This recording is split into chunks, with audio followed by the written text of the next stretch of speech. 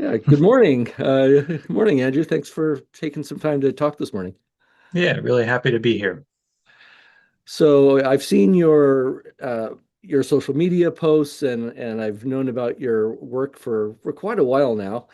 And I thought it'd be great to get some background, some history, and find out a little bit more about what inspired you and what you're doing, and just give a chance to introduce you to the people that follow Stolen Idol and yeah, I was very interested in what you're doing. Okay, great. Thanks. I've been a follower of Stolen Idol for some time as well. Actually, I think um, from the very beginning when I started thinking about building my own bar, you were pretty good about posting progress on your own build and updates and things, and I always found that inspiring. So I know we all look at each other's work and ideas and things that we have going on in our respective spaces. So I think that's been a big help, and it's definitely influenced myself and others in the community.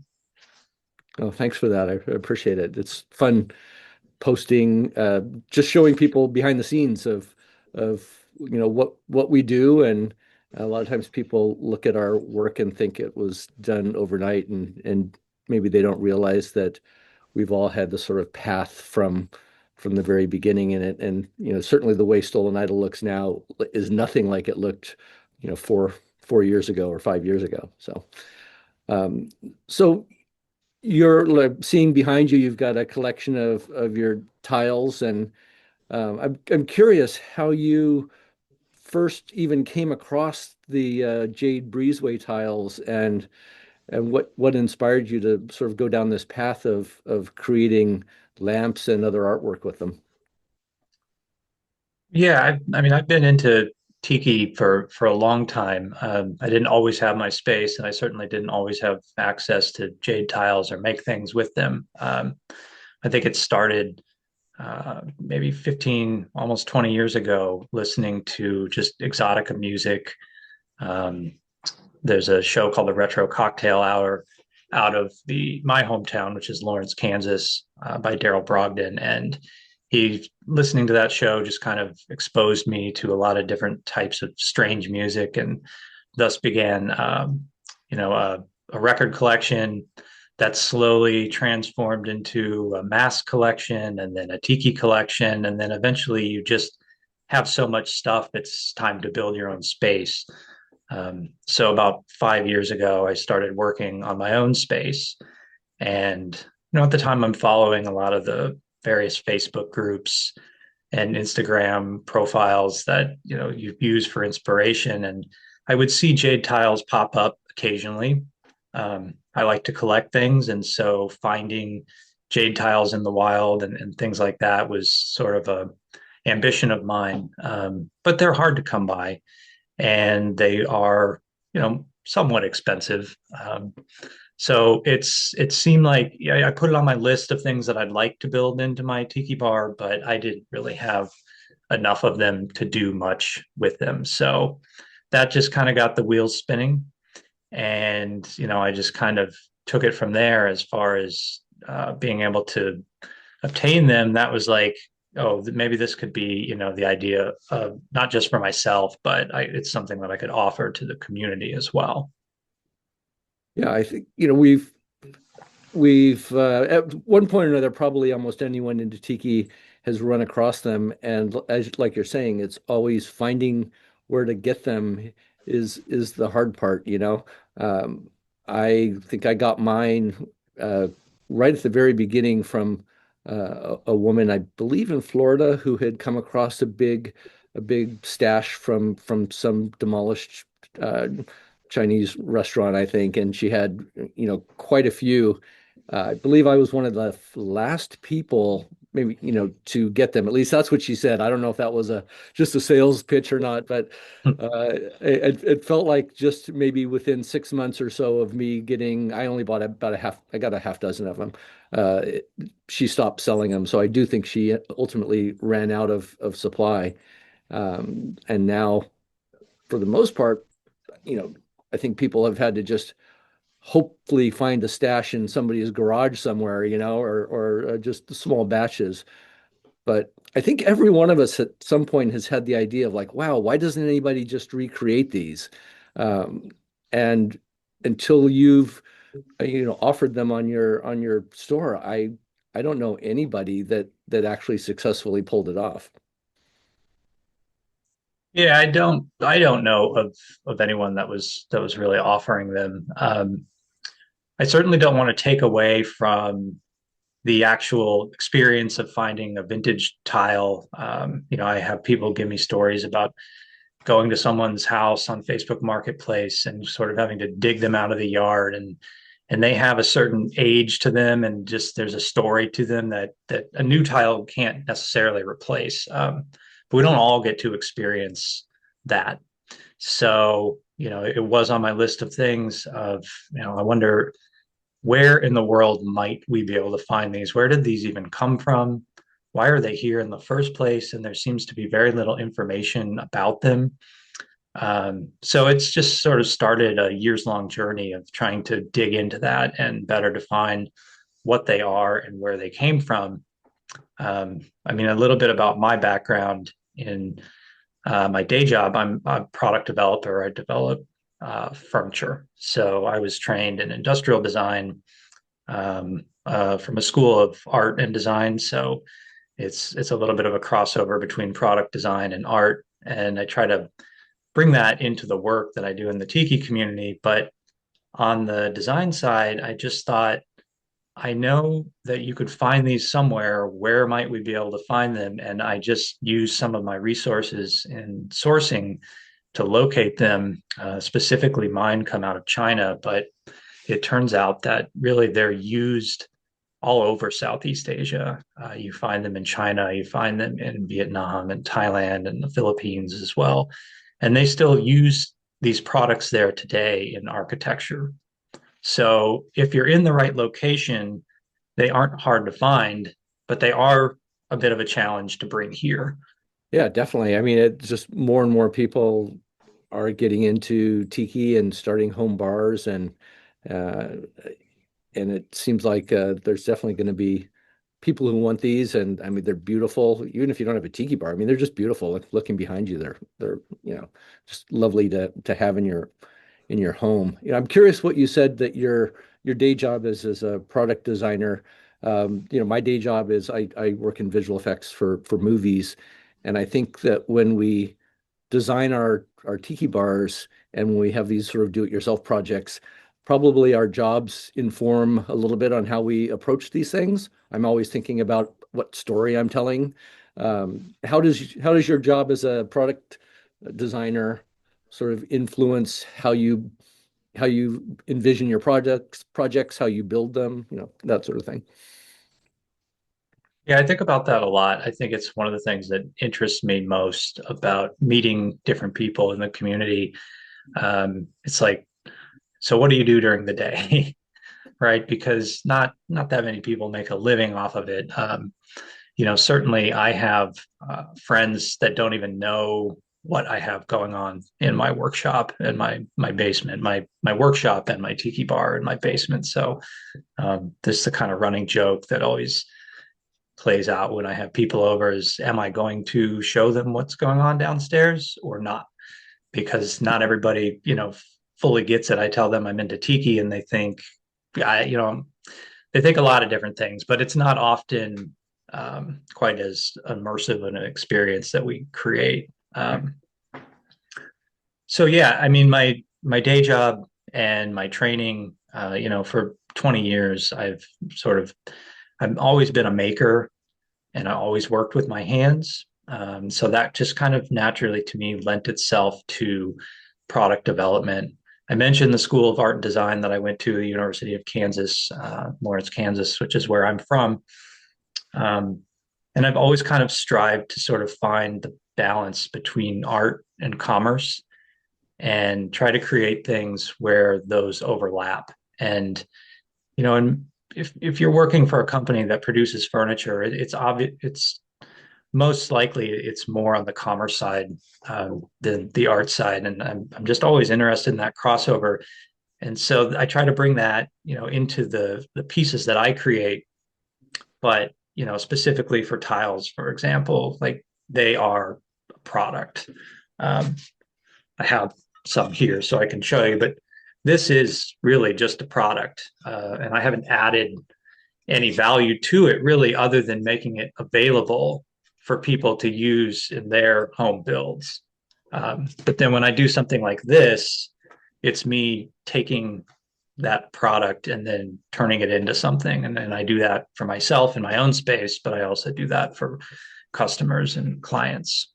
I do, I think it's really interesting because obviously we all do different things for a living, and I definitely see that in different tiki bars that I've gone to, especially obviously home bars, and people are designers, filmmakers. It does feel like a lot of the tiki community comes from some sort of creative background, often in their day jobs. There's a lot of musicians, a lot of writers and filmmakers and artists like yourself, people who have some at least interest in design and art. Uh, and I think that's what kind of makes this a really rich and vibrant, interesting community. It's to me, it's one of the most interesting things about it. Even more than I love the tropical and the Polynesian, you know, ambiance and all of that. But I just think seeing how people create uh, is what really brings me the most pleasure when I'm interacting with people in the community.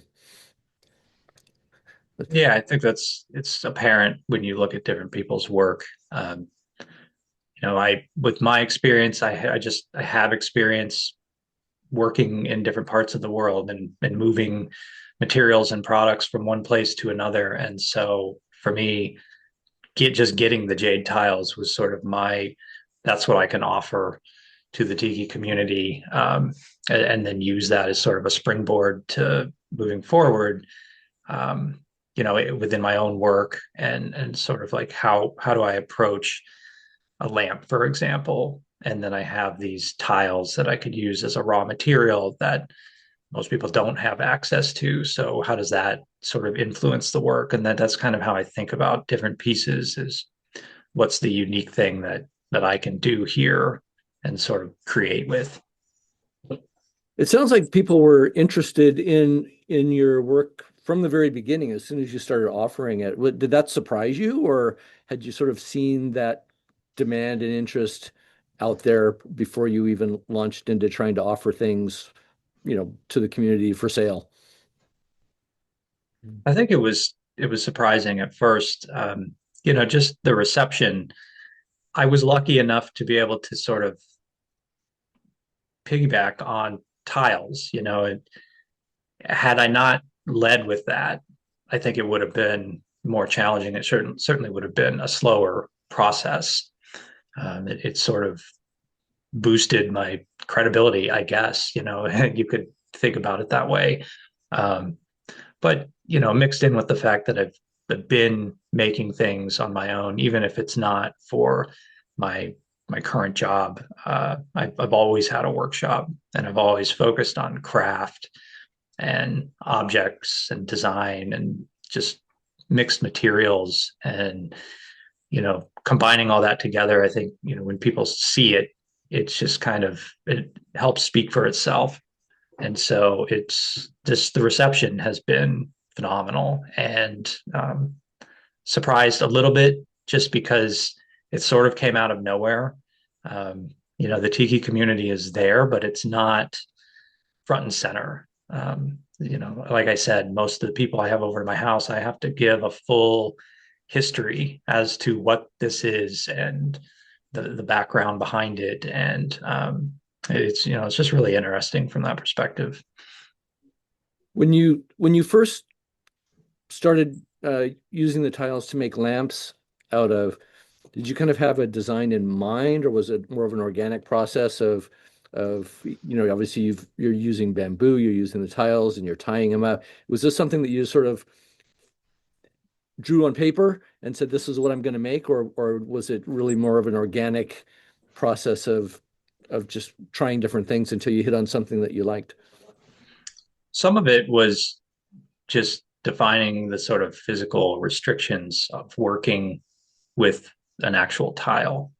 I've seen people do things with tiles and lighting in the past. Often they're 3D printed or they're done in just a different way. And there's some interesting things you can do with that. 3D printing them, you could do it in the right material so that it sort of glows. I just thought I have the real tile and I have lots of them. So what can I do? And it's like it's a constraint because they're big and they're heavy. So that sort of helped define, well, here's the general size of something I could make that either hangs on the wall or hangs from the ceiling. Um, you know, the first tiles that I brought in, I didn't even have any that were the right size to do that. The types of panels that are built behind me, that's more what I was familiar with, having seen in different bars and people's spaces. So it started with that and building panels that you could hang on the wall. And then over time, I started, I just got access to different types of tiles, different sizes, and started to sort of mold the design based off of that. Do you, how do you see it evolving? Are you do you have any kind of plans to expand what you do with them? Or are you looking at maybe even other things besides tiles for uh, I'm sure you probably have ideas that you want to branch off and expand on this. Yeah, everybody who's a maker, and especially people, you'll see people who do tiki lighting. That seems to be one of the biggest. It's like mugs and lighting. Um, but there's just no shortage of ideas from anybody who's doing that. Really, the limitation is time. Is how much time do you have to dedicate to it, and how much do you want to recreate the same thing, or do you want to constantly be creating new things?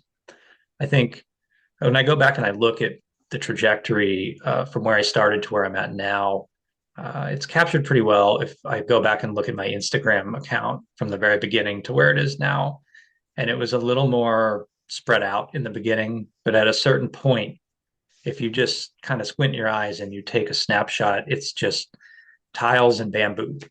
And it more and more, I'm like, well, that's my voice. And so I try to focus on that, although I really love working with different types of materials. So I'm always coming up with designs for different things that have nothing to do with tiles. And some of them I get to the point where I actually make them, and some of them, they're on the drawing board and they'll get off the board at some point. But for now, it has been a big focus on using the tiles in different ways.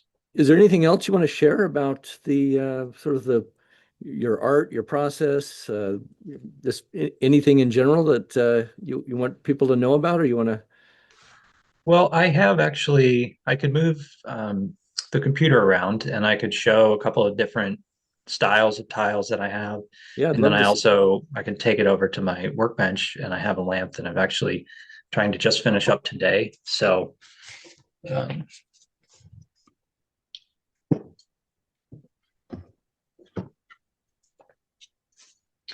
I think this is probably the most common tile that people are familiar with, this design.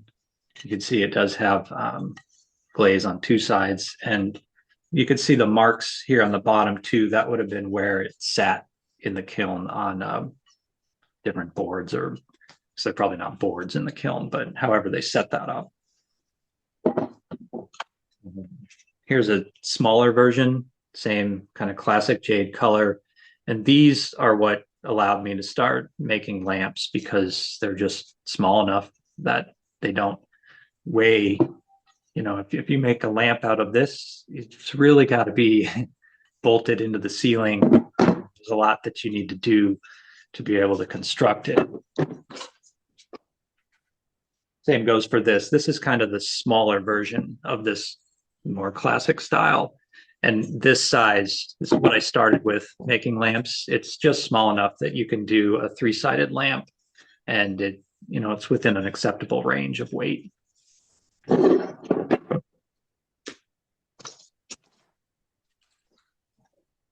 There's really big tiles. These are quite thick. But I love this design and I love the orange color. It's something unique. I'm always looking for yellow tiles. It seems to they're escaping me at the moment. I have not been able to procure yellow tiles for whatever reason. The yellow glaze is just more challenging. And this, I think, is my favorite tile. It's just I love the motif that's going on around here. Um, yeah, it almost has kind of a South American feel to it, which just sort of appeals to me. And then the turquoise color, I think, is just really unique too.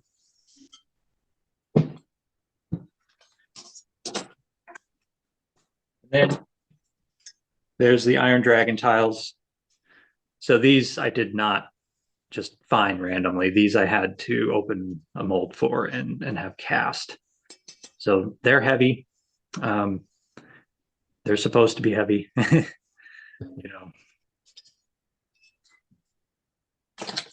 I don't think I've ever seen that the sort of orange yellow uh, shade of tile before. That's really, really, really cool.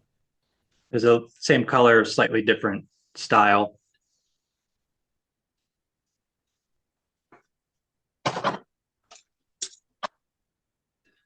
Have it in this style as well. So my idea, I just haven't had time, but it's maybe to try and combine these Hmm. in some sort of a pattern and it's kind of break out. I mean, most people are interested in the jade color, but I love when somebody actually buys orange tiles from me, or yeah, I have blue tiles as well. But I like seeing what people do with the different colors. It's really interesting. And then I could take you over here into the workshop.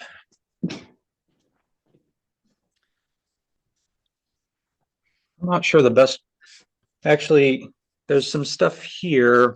I mean, I'm just holding my laptop, so it's not necessarily.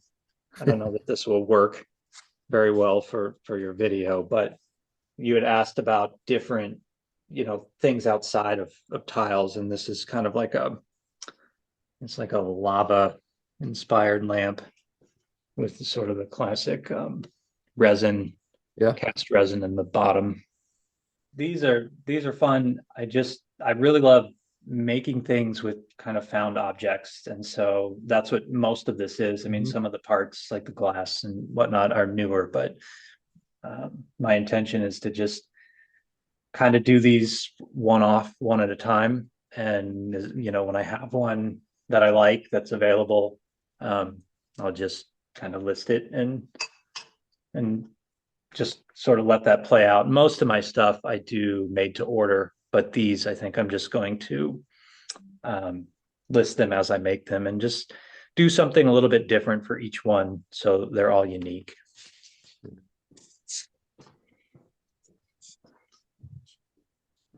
I'm very jealous of how much space you have down there, by the way. It's a We, large space. It's the I live in a ranch house, and so the basement is the exact footprint of the house. And when you're we on the moved in, East Coast, right? You're yep, yeah, I'm about an hour from New York City, in Orange County. It's definitely rural at the point where I'm at. It's beyond the point where sort of endless homes and city ends. It's a really nice, just a nice little town. And so yeah, it's when we moved in here, this whole space was just wide open. There's nothing in it.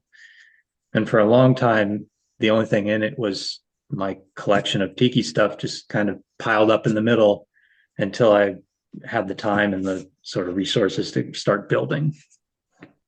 Let's tell us about this beautiful lamp that you've got going here. Yeah, this is a lamp that I've only made a few of these. They're time consuming and they take a lot of they take a lot of rope. It takes a lot of rope work basically, but I'm making this for a friend of mine. Um, and it's something I did a couple of maybe 2 years ago, and then I just occasionally I make one, and right now this is what's on the workbench, and it's just about done. There's a few more things that I have to do, but it's about ready to pack up. So you can see it uses these smaller tiles. Um, I can't remember where this design element came from. I think I was looking at an oceanic arts lamp, and this is a specific kind of bamboo. It's wangi bamboo, which is the bamboo root. So it's not actually, it's not part of the upper part of the grass, but there's a company that sells that. And I saw something similar in an oceanic arts lamp, although I think they were just using small diameter bamboo as a kind of a spacer between two pieces. And I just really liked that idea and thought, I do a similar tiki lamp without these parts. It's a little bit smaller, and this is just kind of the taller version of that. You had mentioned, I think on your website that all of your lamps are made without uh, metal fasteners, that they're all hand joined and tied. Had you had any experience with bamboo joinery, or how did you just figure it out yourself or learn it somewhere? Yeah, I didn't have any experience with that. That's when I try something new. It's all about the process of figuring out how do I figure out how to make this, and going through that process is kind of where the excitement comes from. Doing something the first time, and you try something and it works or it doesn't, and then you adjust from there.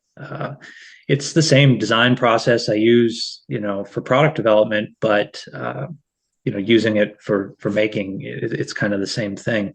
I can show you a piece that I have.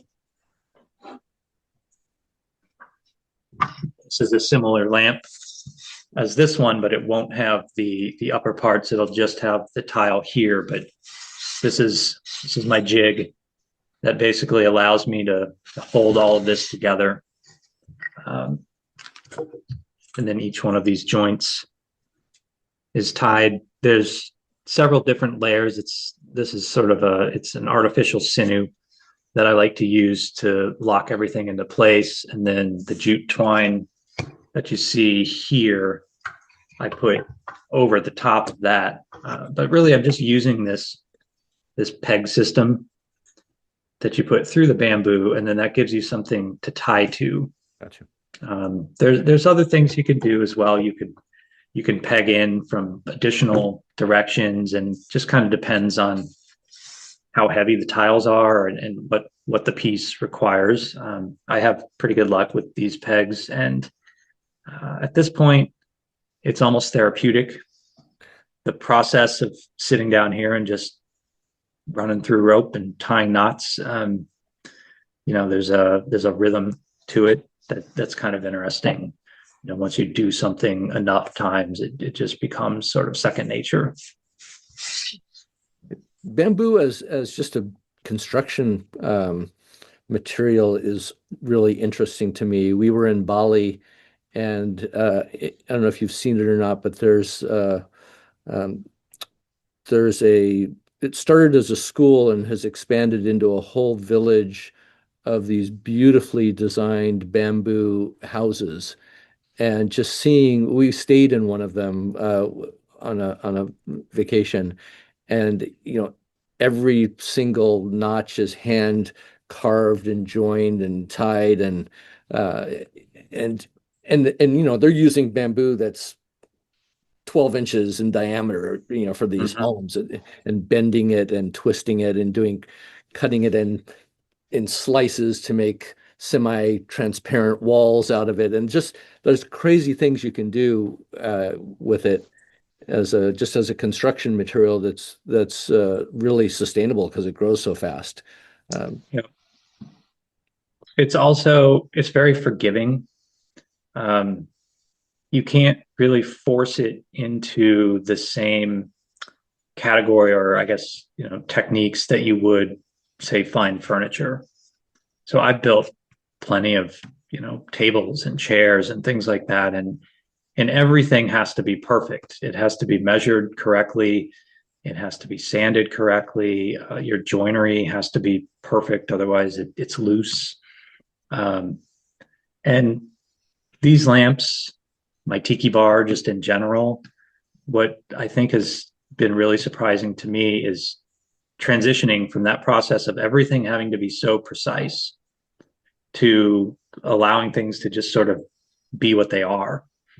And in the tiki bar, you just start layering things up and you add more, and it's dark, and you'd be surprised at what you can hide. It's not like every single thing has to be shaved perfectly to the nth degree. And these lamps are kind of the same way. I mean, they're all based on jigs and measurements and things like that, but there aren't two that are exactly alike. I mean, sometimes this bamboo is curving off a little bit in the other direction, or the finish on it is inconsistent because it's just not perfectly sanded before it's finished. And I've just found that really relieving, to try to create in that space. And it's just been a complete juxtaposition, the complete opposite of what I would traditionally be making, and I found it really interesting. And I think a big part of it is the bamboo. You're often cutting it by hand, so it's measured to length ish, and that's good enough. And it too, like I said, it makes everything, it makes each piece unique and a little bit different, working with all the natural materials.